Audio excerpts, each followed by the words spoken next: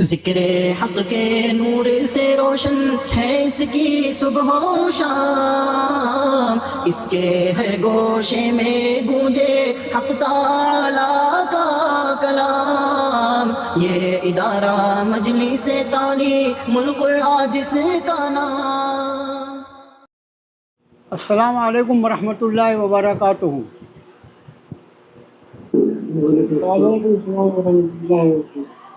آج ہمارا سبق شروع ہوگا انشاءاللہ سورہ ہود کی آیت نمبر 53 سے، آیت نمبر 53۔ اعوذ باللہ من الشیطان الرجیم، بسم اللہ الرحمن الرحیم۔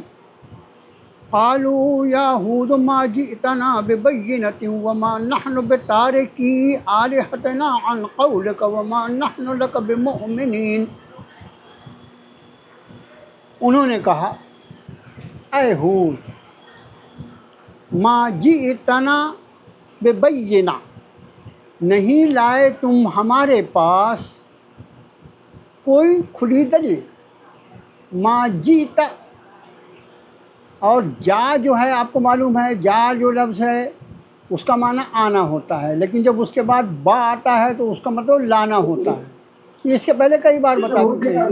تو نہیں لائے تم ہمارے پاس ببینہ، کوئی کھلی دلیل، وما نحن، اور نہیں ہم، بتارکی، ترکہ یعنی چھوڑنا اور تارک یعنی چھوڑنے والے، بتارکی، اور نہیں ہم چھوڑنے والے، آلہتنا، ہمارے معبودوں کو، عن قولک، عن قولک، تمہارے بولنے سے، قول یعنی بات، کا یعنی تمہاری، عن یعنی سے، عن قولک، تمہارے بولنے سے۔ پھپھو کو نکال کے دو آئے 53 نمبر جی۔ وما نحن، اور نہیں ہم، لکا، تم پر، بمؤمنین، ایمان لانے والے۔ انہوں نے کہا، اے ہود، نہیں تم لائے ہمارے پاس کوئی واضح دلیل، اور نہیں ہم چھوڑنے والے ہمارے معبودوں کو تمہارے کہنے سے۔ دیکھو، ان قول کا ضمیر ہے، قول یعنی بات، کہنا، ان قول کا تمہارے کہنے سے، وما نحن لک بمؤمنین، اور نہیں ہم آپ پر ایمان لانے والے۔ سارے الفاظ پڑھے ہوئے، نیا لفظ کچھ بھی نہیں ہے۔ ان نقول الا اعتراک بعض آلہتنا بسوء قال انی اشہد اللہ واشہدوا انی بریء مما تشرکون۔ ان نقول الا، دیکھو ہم نے بتایا کہ ان کے بعد جب الا آتا ہے تو اس کا لفظی اگر ترجمہ کرنا ہو، ان کے بعد اگر، تو ان کا ترجمہ نہیں سے کرتے، ویسے ہم ان کا ترجمہ اگر سے کرتے ہیں، لیکن ان کے بعد جب اللہ آئے تو وہ نہیں ہو، تو لفظی ترجمہ کیا ہوگا؟ نہیں ہم کہتے مگر، لفظی ترجمہ نہیں ہم کہتے مگر۔ اب یہ نہیں ہم کہتے مگر یہ لفظی ترجمہ ہوا گرامر کے اعتبار سے۔ ہم اس کا ترجمہ، ہم یہ کہتے ہیں کہ، ہم تو یہ کہتے ہیں کہ، یہ رما ترجمہ ہو گیا۔ تو ان نقول الا اعتراک، یہ دیکھو الا اعتراک، یہ تراکا میں کاف جو ہے وہ ضمیر ہے، تم پر۔ اب ایک لفظ جو بچا اس کا معنی ہوتا ہے تکلیف پہنچانا، تکلیف پہنچانا۔ بعض لوگوں نے اس کا ترجمہ کیا ہے پاگل کر دینا، مجنوں بنا دینا۔ تو اس کا ہم سیدھا ترجمہ کرتے ہیں جو اپنے خالد سیف اللہ رحمانی صاحب نے کیا، انہوں نے اس کا ترجمہ کیا ہے کہ کسی بیماری میں مبتلا کر دیا تمہیں، اس لیے ہم اس کا ترجمہ کر رہے ہیں۔ نہ ہم صرف یہ کہتے ہیں کہ بیماری میں مبتلا کر دیا تمہیں، بعض آلہتنا، بعض آلہتنا، ہمارے بعض معبودوں نے، بسوء، تکلیف کے لیے، بسوء، تکلیف کے لیے، تکلیف کے ساتھ۔ قالا، اب یہ کس نے کہا؟ پیغمبر نے کہا۔ قالا، فرمایا، انی، بے شک میں، اشہد اللہ، میں گواہ بناتا ہوں اللہ کو، واشہدوا، اور تم بھی گواہ رہو، انی، کہ میں، بری، بری یعنی بری، بیزار ہوں، بری کا مطلب بیزار ہونا یا بے تعلق ہونا۔ بری کا لفظ جو ہے ہمارے یہاں تو اردو میں بھی استعمال ہوتا ہے، اس کو بری کر دیا گیا، بری کر دیا گیا یعنی اس پر جو الزامات تھے وہ ہٹا دیے گئے۔ تو بری کا مطلب ہوتا ہے الگ کر دینا، اور اس کا ترجمہ اور اچھا ہو جاتا ہے میں بیزار ہوں مما تشرکون، اس سے جو تم شرک کرتے ہو۔ اگلی آیت کو اس کے ساتھ لے لیجئے تو ترجمہ اور بھی ذرا چھوٹی سی آیت ہے لیکن اور مضمون ملا ہوا ہے۔ من دونہ، اس کے سوا یعنی اللہ کے سوا۔ فکیدونی، فکیدونی، قید، کاف یا دال، قید کا مطلب تدبیر کرنا، خفیہ تدبیر کرنا، چال چلنا۔ یہ لفظ اس کے پہلے کئی بار آ چکا ہے۔ فکیدونی، پھر تم تدبیر کرو مجھ پر، فکیدونی، نی یعنی مجھے، پھر تم تدبیر کرو مجھ پر، جمیعا، سب کے سب اکٹھے ہو جاؤ، ثم لا تنظرون، اور پھر مجھے مہلت بھی نہ دو۔ دیکھو نظرہ یعنی جو ہوتا ہے نظرہ یعنی دیکھنا بھی ہوتا ہے، اور نظرہ یعنی مہلت دینا بھی ہوتا ہے، یہ بھی معنی۔ ایک لفظ کے کئی معنی ہوتے ہیں، جہاں وہ لفظ استعمال ہوا اس اعتبار سے اس کا ترجمہ کیا جاتا ہے۔ تو یہاں پر نظرہ کا مطلب ہوتا ہے مہلت دینا۔ اب پوری آیت کا ترجمہ دونوں کا ایک ساتھ کرتا ہوں میں۔ ہم تو صرف یہ کہتے ہیں کہ ہمارے بعض معبودوں نے، آلہتنا، آلہہ جو ہے چونکہ الہ کی جمع ہے اس لیے ہم ترجمہ کر رہے ہیں، ہمارے بعض معبودوں نے تمہیں بیمار کر دیا ہے تکلیف کے لیے۔ حضرت نے فرمایا بے شک میں گواہ بناتا ہوں اللہ کو، اور تم بھی گواہ رہو کہ میں بیزار ہوں اس سے جو تم شرک کرتے ہو، اس کے سوا، اللہ کے سوا کی جتنے ہوں تم شریک کرتے ہو ان سب سے۔ فکیدونی جمیعا، پھر تم سب تدبیر کرو مجھ پر اکٹھے، ثم لا تنظرون، اور پھر تم مجھے مہلت بھی نہ دو۔ ہم کہتے ہیں کہ ہمارے بعض معبودوں نے تمہیں تکلیف پہنچایا ہے بیمار کر کے۔ حضرت ہود نے فرمایا میں گواہ بناتا ہوں اللہ کو، اور تم بھی گواہ رہو کہ میں بری ہوں یا میں بیزار ہوں اس سے جو تم شرک کرتے ہو، اس کے سوا۔ پھر تم تدبیر کرو مجھ پر اکٹھا، پھر مجھے مہلت بھی نہ دو۔ یہ بات جو ہے یہ صرف پیغمبر ہی کہہ سکتے ہیں، انہی کا ایمان، انہی کی شان، انہی کا اتنا پختہ یقین اللہ پہ ہوتا ہے کہ جس اللہ نے مجھے اپنا رسول بنا کر بھیجا ہے وہ میری حفاظت فرمائے گا۔ مجھے کوئی خبر بھی مت کرو، تم کو جو کرنا ہے میرے بگاڑنے کے لیے، مجھے تکلیف دینے کے لیے، سب کے سب مل کر اکٹھا مجھ پر آ جاؤ۔ اگر میرے اللہ نے مجھے بچانے کا فیصلہ کیا تو تمہاری تدبیریں میرا کچھ بھی بگاڑ نہیں سکتی۔ اصل ایمان یہی ہے، اصل ایمان یہی ہے کہ کوئی چیز اس کے اندر، کسی بھی چیز میں کوئی تاثیر نہیں ہے، کسی بھی چیز میں کوئی تاثیر نہیں ہے، بس ہر چیز اتنا اثر رکھتی ہے جتنا اس کو اللہ کا حکم ہو جائے، جتنا اس کو اللہ کا حکم ہو جائے۔ کسی نے ہم کو زخمی کرنے کے لیے پتھر چلایا اور برابر نشانہ لگایا، اس نے کو ہمارے سر پہ لگنا چاہیے، ہمارا سر پھٹ جانا چاہیے۔ لیکن اگر اللہ کو منظور نہیں ہے تو یا تو پتھر اپنا راستہ بدل دے گا یا ہمارا سر اپنا راستہ بدل دے گا۔ امر اللہ کا کام کرتا ہے۔ اصل ایمان جو ہے یہ ہے کہ کسی چیز میں، کسی بھی چیز میں اس کی ذاتی تاثیر نہیں، کسی بھی چیز میں اس کی ذاتی خود کی کوئی تاثیر نہیں ہے، ہر چیز میں اتنا ہی اثر ہوتا ہے جتنا اللہ رکھنا چاہے، اتنا اللہ ظاہر کرنا چاہے۔ تو یہ پیغمبر کا ایمان ہے، اور ایسے ہی ایمان کی دعوت انہوں نے اپنے سب ایمان والے امتیوں کو دیا ہے کہ سب کے سب مل کر مجھ پر حملہ آور ہو جاؤ، جو تدبیر کر سکتے ہو کرو مجھے تکلیف پہنچانے کے لیے، اور مجھے مہلت بھی نہ دینا، مجھے خبر بھی مت کرو کہ ہم کیا کرنے والے ہیں۔ میرے اللہ کو اگر مجھے بچانا ہوگا تو بچا لے گا، اور اگر اپنے پاس بلانا ہوگا تو بلا لے گا، جو اس کا فیصلہ میں تو اس پہ راضی ہوں۔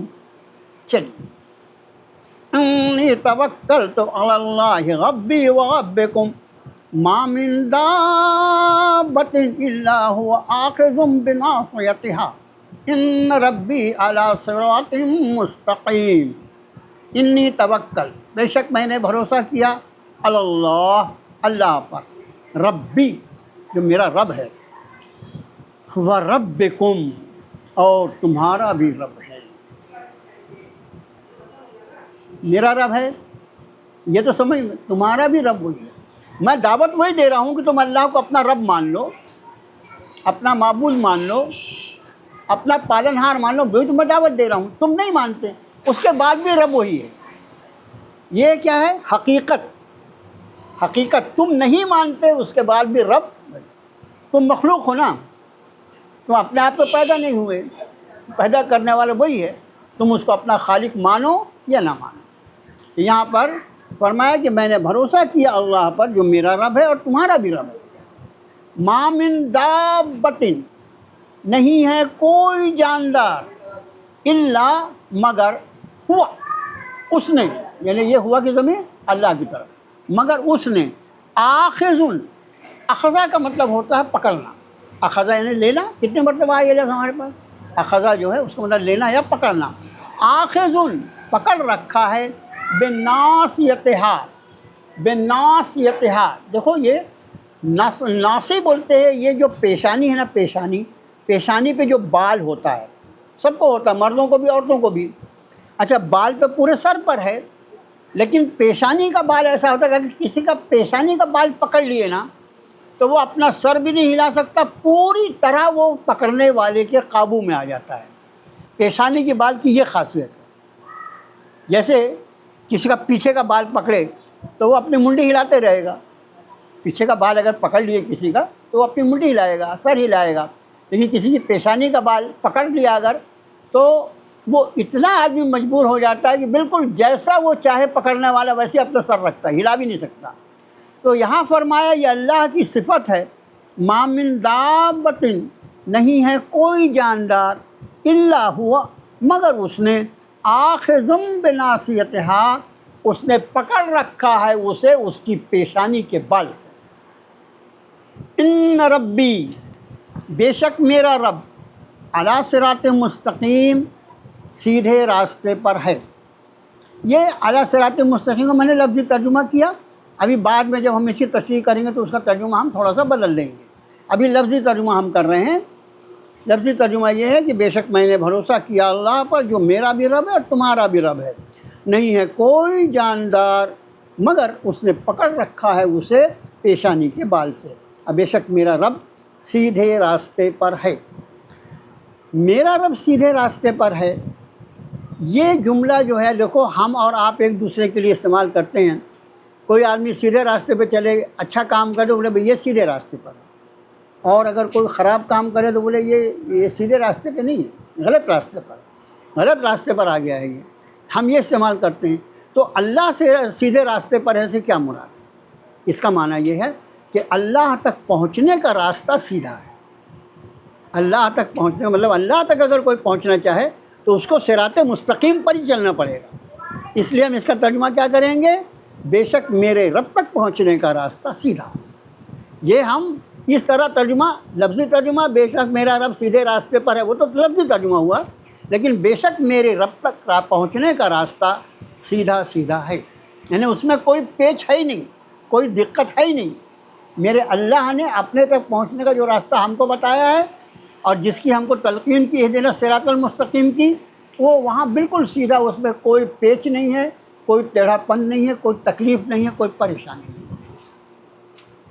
بے شک میں نے بھروسہ کیا اللہ پر جو میرا بھی رب ہے اور تمہارا بھی رب ہے، نہیں ہے کوئی جاندار مگر اس نے پکڑ رکھا ہے اسے پیشانی کے بالوں سے، اور بے شک میرے رب تک پہنچنے کا راستہ سیدھا ہے۔ اگلی آیت شریفہ دیکھیے، یہ ان ربی علی صراط مستقیم، بے شک میرے رب تک پہنچنے کا راستہ سیدھا ہے۔ فَإِن تَوَلَّوْا فَقَدْ أَبْلَغْتُكُم مَّا أُرْسِلْتُ بِهِ إِلَيْكُمْ وَيَسْتَخْلِفُ رَبِّي قَوْمًا غَيْرَكُمْ وَلَا تَضُرُّونَهُ شَيْئًا إِنَّ رَبِّي عَلَى كُلِّ شَيْءٍ حَفِيظٌ۔ فَإِن تَوَلَّوْا، پھر اگر تم روگردانی کرو، اگر تم منہ پھیرو، فقد، تحقیق، ابلغتکم، ابلغتکم ہے، میں نے تو پہ کیوں روکا؟ اس لیے کہ کم کی ضمیر تم کو الگ سمجھ میں آ جائے۔ ابلغتکم، پہنچا دیا میں نے تمہیں، ما ارسلت بہی، جس کے ساتھ بھیجا گیا مجھے، جس کے ساتھ یعنی جو حکم اللہ نے دیا مجھے کہ میں تم تک پہنچا وہ میں پہنچا چکا۔ ما ارسلت، الف کے پیش کے ساتھ، اب ذرا کبھی بھی کسی بھی ورب کے اوپر پہلے حرف پر پیش آئے تو ظاہر ہے کہ وہ مجہول ہو جاتا ہے۔ ارسلت، بھیجا گیا مجھے، بہی، جس کے ساتھ، الیکم، تمہارے طرف۔ پھر اگر تم روگردانی کرو تو بے شک میں نے پہنچا دیا تمہیں وہ پیغامات جس کے ساتھ بھیجا گیا مجھے تمہاری طرف۔ وَيَسْتَخْلِفُ رَبِّي قَوْمًا غَيْرَكُمْ، وَيَسْتَخْلِف، دیکھو لفظ خلیفہ، ہم نے خلیفہ کا معنی بتا دیا۔ خلیفہ کہتے ہیں ایک کے بعد ایک آنے والے، اصل لفظ جو ہے خلف ہے، خلف یعنی پیچھے، خلیفہ یعنی پیچھے آنے والا۔ یہ انسان جو ہیں ایک کے پیچھے ایک آتے رہتے ہیں، اس لیے تو خلیفہ کہا جاتا ہے۔ تو وَيَسْتَخْلِفُ رَبِّي، اور دوسروں کو لے آئے گا میرا رب، قوماً، قوم، غیرکم، سوائے تمہارے، اور لائے گا میرا رب قوم دوسری تمہاری جگہ، اور لے آئے گا میرا رب قوم دوسری تمہاری جگہ۔ وَلَا تَضُرُّونَهُ شَيْئًا، اور تم نہیں ضرر پہنچا سکو گے اسے، یہ ہو کی ضمیر اللہ کی طرف، اور تم نہیں کچھ نقصان کر سکو گے اس کا کچھ بھی۔ ان ربی، بے شک میرا رب، علی کل شیء حفیظ، ہر چیز پر نگہبان ہے۔ حافظ جو ہے اس کا مطلب ہوتا ہے حفاظت کرنے والا، اسی سے حفیظ، حافظ اور حفیظ دونوں حفظہ سے بنا ہے، حافظ اور حفیظ۔ یہاں پر فرمایا من ربی علی کل شیء حفیظ، بے شک میرا رب ہر چیز پر حفاظت فرمانے والا یا ہر چیز کا نگہبان ہے۔ اس کا ترجمہ آپ حفاظت کرنے والا بھی کر سکتے ہیں، نگہبان بھی کر سکتے ہیں۔ نگاہ رکھیے آیت شریفہ پر۔ پھر اگر تم روگردانی کرو تو تحقیق میں پہنچا چکا ہوں تمہیں جو کچھ دے کر بھیجا گیا مجھے تمہاری طرف، الیکم، تمہاری طرف، اور لے آئے گا میرا رب دوسری قوم کو تمہاری جگہ۔ دیکھو لفظ کو وہاں پر، لے آئے گا میرا رب قوماً غیرکم، تو قوم کے پہلے میں نے دوسرا غیر کا ترجمہ کر لیا۔ لے آئے گا میرا رب قوم دوسری تمہاری جگہ، لے آئے گا میرا رب تمہاری جگہ دوسری قوم کو، اور تم نہیں نقصان کر سکو گے اللہ کا کچھ بھی، بے شک میرا رب ہر چیز پر نگہبان ہے۔ اب اس کے بعد رب تعالیٰ فرماتے ہیں وَلَمَّا جَاءَ أَمْرُنَا نَجَّيْنَا هُودًا وَالَّذِينَ آمَنُوا مَعَهُ بِرَحْمَةٍ مِنَّا وَنَجَّيْنَاهُمْ مِنْ عَذَابٍ غَلِيظٍ۔ وَلَمَّا جَاءَ، اور جب آیا، دیکھو اب یہ جا کے بعد جو ہے کوئی با کا صلہ نہیں ہے، اس لیے اب ترجمہ اس کا ہم آ نہیں کریں۔ ہمیشہ یاد رکھو جا ایسا لفظ ہے کہ اگر اس کے بعد با کا صلہ آ جائے، با کا کوئی لفظ آ جائے تو وہ آنے کے بدلے لانا ہو جاتا ہے۔ وَلَمَّا جَاءَ أَمْرُنَا، اور جب آیا حکم ہمارا، نجینا، نجات دے دی ہم نے، ہودوں، حضرت ہود کو، والذین آمنوا، اور وہ لوگ جو ایمان لے آئے، معہو، ان کے ساتھ، برحمت منا، برحمت، رحمت سے، منا، ہماری۔ آپ دیکھو کہ یہ حضرت ہود علیہ السلام نے برس نہ جانے کتنے برس تک قوم نے ان کو ستایا اور وہ دعوت دیتے رہے، اور اس کے بعد جب اللہ کا عذاب کا حکم آیا کئی برس کے بعد، برس سالوں کے بعد، تو رب تعالیٰ فرماتے ہیں کہ اور جب آیا ہمارا حکم تو ہم نے نجات دی حضرت ہود کو اور وہ لوگ جو ایمان لائے ان کے ساتھ ہماری رحمت سے۔ وَنَجَّيْنَاهُمْ مِنْ عَذَابٍ غَلِيظٍ، اور ہم نے نجات دی انہیں برے عذاب سے۔ عذاب غلیظ کا ترجمہ جو ہے وہ برا عذاب کر سکتے ہیں، یا سخت عذاب کر لیجیے، غلیظ کا سر سخت کر لیجیے اور اچھا ہے، اور نجات دی ہم نے انہیں سخت عذاب سے۔ وَتِلْكَ عَادٌ جحدوا بآیات ربهم وعصوا رسله واتبعوا امر كل جبار عنید۔ وتلک عاد، اور یہ ہے عاد، یہ عاد یہ اور یہ ہے عاد۔ جحدوا بآیات، انہوں نے انکار کیا اپنے رب کی آیتوں کا، جحدہ انکار کرنا، وجحدوا بآیات ربهم، انہوں نے انکار کیا اپنے رب کی آیتوں کا، وعصوا رسولہ، عین صاد یا عص یعنی نافرمانی کرنا بہت بار آ چکا ہے، وعصوا چونکہ جمع کا صیغہ اس لیے واو الف آیا، اور انہوں نے نافرمانی کی رسولہ، دیکھو رسول یہ جمع کا صیغہ، اور انہوں نے انکار کیا اپنے رسولوں کا۔ تو ایسا معلوم ہوتا ہے کہ سیدنا ہود علیہ نبی صلی اللہ علیہ وسلم کے پہلے بھی اور رسول آئے ہوں گے جن کا وہ انکار کرتے رہے، اور شاید ان پر جو عذاب آیا آخری رسول ان پر حضرت ہود ہوں گے، اس لیے فرمایا وعصوا رسولہ، اور انہوں نے نافرمانی کی اپنے اس کے رسولوں کی، واتبعوا امر، اور پیروی کی، امر یعنی کام، کل تمام، جبار عنید، یہ لفظ ہے جبار۔ جبار جو ہے یہ اللہ کی صفات میں ایک صفت بھی ہے، عزیز الجبار المتکبر۔ تو جبار کا ایک مطلب ہوتا ہے اپنی طاقت سے کسی بھی چیز کو درست کر دینے والا، وہ اللہ کی صفت ہے۔ لیکن جب یہ انسان کے لیے استعمال ہو تو یہاں واتبعوا امر کل جبار عنید، اور انہوں نے بات مانی، انہوں نے پیروی کی ہر زیادتی کرنے والے یا زور زبردستی کرنے والے، اور عنید جو ہے یہ عناد سے بنا ہے۔ عناد کا مطلب ہوتا ہے دشمنی رکھنا، عناد کا مطلب کیا ہے؟ دشمنی رکھنا۔ کس سے انہوں نے دشمنی رکھی تھی؟ حضرت ہود علیہ السلام سے۔ ان کو کون نہیں اچھا لگتا تھا؟ سب اچھا لگتا تھا، حضرت ہود علیہ السلام نہیں اچھے لگتے تھے، ان کی مخالفت کرتے تھے۔ اس لیے رب العالمین نے فرمایا اور انہوں نے پیروی کی ہر زبردستی عداوت کرنے والے کی، یا زبردستی اور سرکشی کرنے والوں کی، دونوں ترجمہ کر سکتے ہیں۔ یہ ہیں عاد، انہوں نے انکار کیا اپنے رب کی آیتوں کا اور نافرمانی کی اپنے رسولوں کی، اور نافرمانی کی اس کے رسولوں کی، رسولہ اس کے یعنی اللہ کے رسولوں کی، اور پیروی کی یا کہا مانا ہر سرکش جبر کرنے والے کا، یا ہر جبر کرنے والے سرکش کا۔ دیکھیے اللہ کی فرما برداری اصل میں اس کے رسول کی فرما برداری میں ہے، ٹھیک ہے؟